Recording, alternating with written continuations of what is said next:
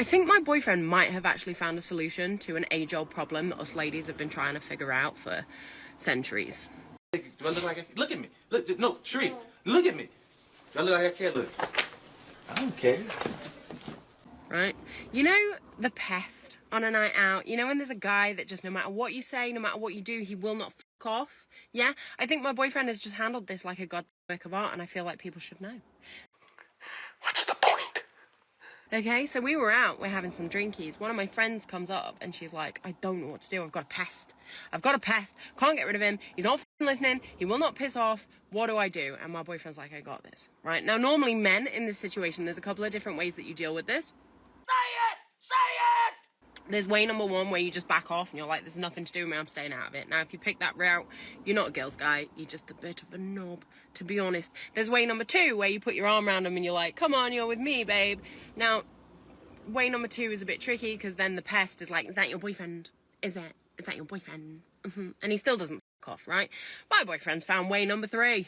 Okay, so my friend comes over, she's like, I got a pest, I don't know what to do. And he's like, I've got this, just point him out to me. So she points him out. He waits until this guy comes up, right? And he's within hearing distance. He comes up and my boyfriend just goes, do you know what, I'm fucking sick of this, Chelsea. You do this to me every fucking weekend. Get your shit together, we're going home, now.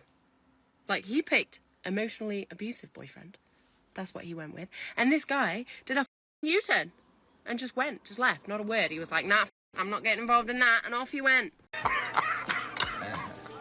That is without a doubt the dumbest thing I've ever heard. Okay, let's start here. I don't think people in relationships should really frequent bars. I just don't think it's the right environment for this reason right here that she's talking about. But second, this is a horrible method, bars. Because that guy could have took another approach and fought, your boyfriend. Oh my gosh, I've never thought about that.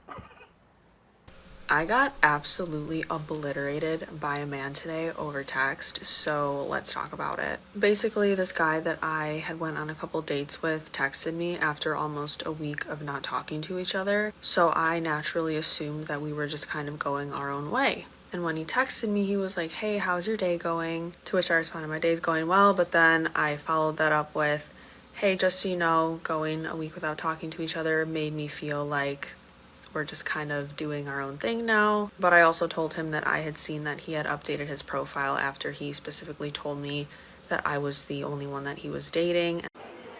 I thought I would outgrow that. And I just said, it seems like we're looking for different things. I truly wish you the best of luck. The first response was totally normal. He was like, okay, that's fine. And then he kind of explained his side of the story, but then he was like, oh, maybe we can still be friends. I'm definitely still attracted to you, whatever. Honestly, it could have just ended there, but I decided to validate how he was feeling and confirm that what he was feeling about me wasn't wrong. And I was like, yeah, you're right. I definitely was a little bit guarded and I don't need to explain why right now. And I was really starting to get into you more after our second date. And I don't know what triggered him by that response, but he just started going off on me. I'm not even gonna share the details because I don't even have the messages anymore. I blocked him. But this made me so upset. And the reason it made me so upset was because when I was texting him, I was not being rude at all. I was genuinely coming from such a kind place.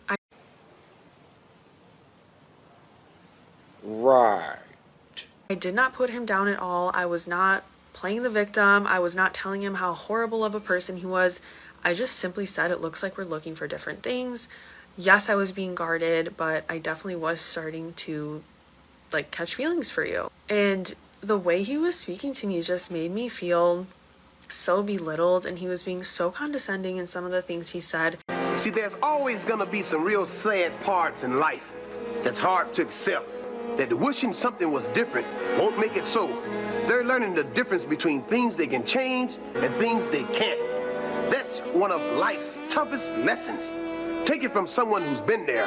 Take it from me, Mr. G. And I was like, for what? And this is why I just hate dating, is because I feel like people put up this front and they'll tell you what kind of person they are, and then Like you get them mad or something happens and they just completely show who they really are. But again, what really bothered me was just the fact that this person was genuinely being so mean to me. Do you think you can stop being such a baby? Look, I got a feeling we're not hearing this full story. But they love the bad boys. They love the toxic guys. They love the players. How about you try leading with kindness with a nice average Joe? That'll get you further in the dating world, I promise. So yeah, another failed situationship, and you're more damaged than before and less compatible with a decent, man. Congratulations. And congratulations to my viewers who got through this much of this poppycock.